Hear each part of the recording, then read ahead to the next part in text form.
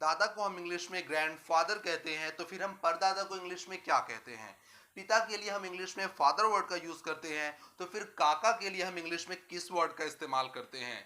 सन word बेटे के लिए इस्तेमाल होता है, तो फिर भतीजे के लिए किस वर्ड का इस्तेमाल किया जाता है? ऐसे और भी बहुत सारे वर्ड्स हैं जो कि हम रिलेशनशिप में डेली यूज करते हैं, जिनकी इंग्लिश हमको नहीं पता होती है। तो गाइज, आज की ये वीडियो पूरी इसी कॉन्सेप्ट पर बेस्ड है कि हम आपको सिखाएंगे कि आप रिलेशन में आने वाले वर्ड्स को इंग्लिश में कैसे बोल सकते हैं। गाइज, अक्सर ये होता है कि हिंदी में हर एक रिलेशन का एक अलग नाम होता है, एक अपना नाम होता है। जैसे माता के भाई को हम मामा कहते हैं, पिता के भाई को हम चाचा कहते हैं, बट इंग्लिश में ऐसा नहीं होता। इंग्लिश में मामा और चाचा दोनों के लिए हम अंकल वर्ड का यूज करते हैं। तो गाइज, आइए हम देखेंगे कि इंग्लिश में हम जितने पॉसिबल रिलेशन बताए जा सकते हैं, वो सारे रिलेशन में आज की इस वीडियो में मैं आपको सिखाऊंगा, और वो भी बहुत कम समय में। तो गाइज, एक सजेशन है आपके लिए कि आप लोग एक नोट्स भी प्रिपेयर करते चले साथ में, और जो मैं बता रहा हूं उनको नोट करते चलें। तो गाइज, वीडियो में बिना देर किए हम आगे बढ़ते हैं। चलिए शुरू करते हैं। तो दोस्तों, जो सबसे पहला रिलेशन है वो है बुआ और फूफा। अपने पिता की बहन को हम बुआ कहते हैं और उनके हस्बैंड को हम फूफा कहते हैं।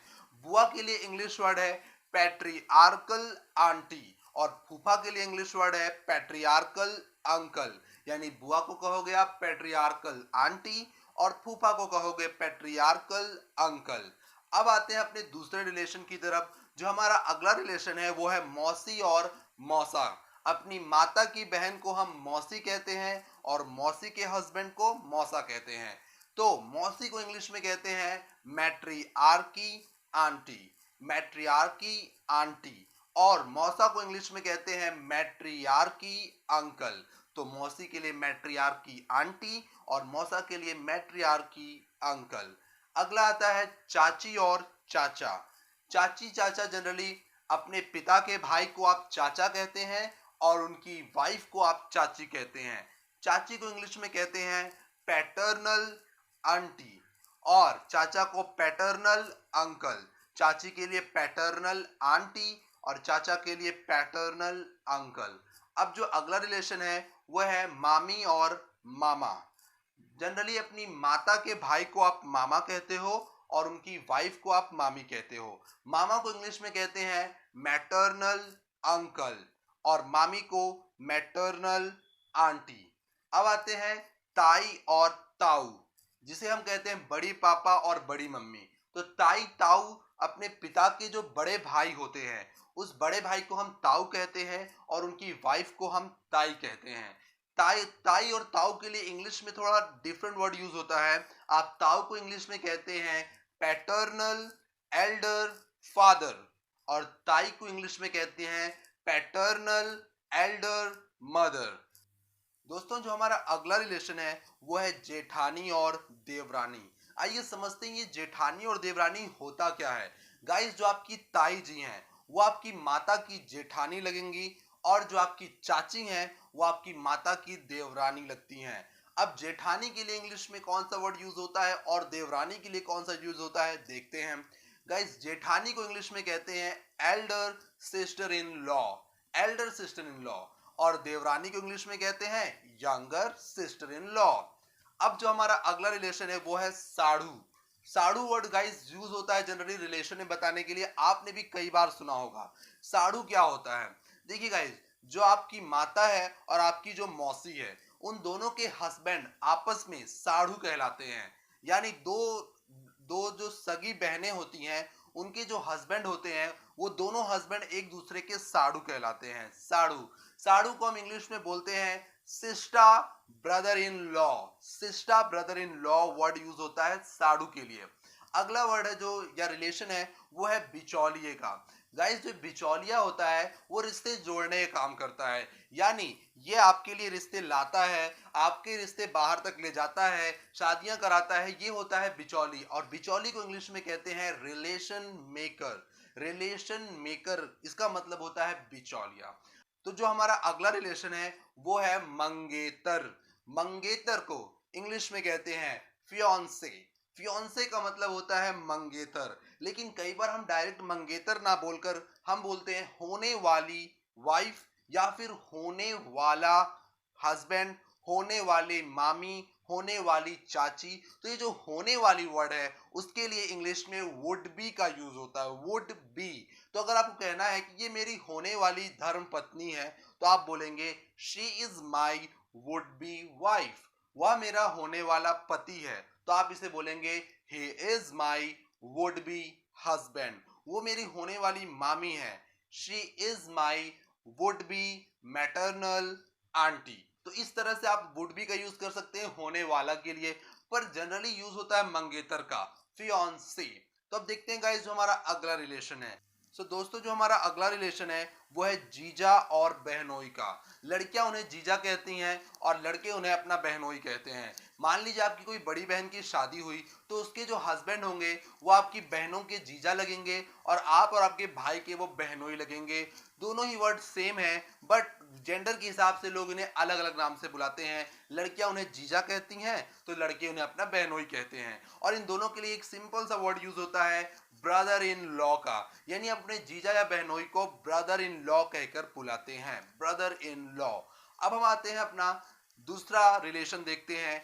जो गाइस आपने तो सुना होगा कि दादा को हम कहते हैं ग्रैंडफादर। तो आपने कभी सोचा कि हम परदादा को इंग्लिश में क्या बोलते होंगे? तो परदादा के लिए इंग्लिश में यूज होता है ग्रेट ग्रैंडफादर, यानी दादा को ग्रैंडफादर और परदादा को ग्रेट ग्रैंडफादर कहते हैं। अब जो हमारा अगला रिलेशन है गाइस, ये रिलेशन तो नहीं है बट हम जनरली यूज करते हैं कि ये मेरा सगा भाई है, ये मेरी सगी बहन है, ये सौतेली माँ है एक्सेट्रा। तो हम यहाँ पर सीखते हैं कि सगा को इंग्लिश में क्या कहते हैं और सौतेला को इंग्लिश में क्या कहते हैं।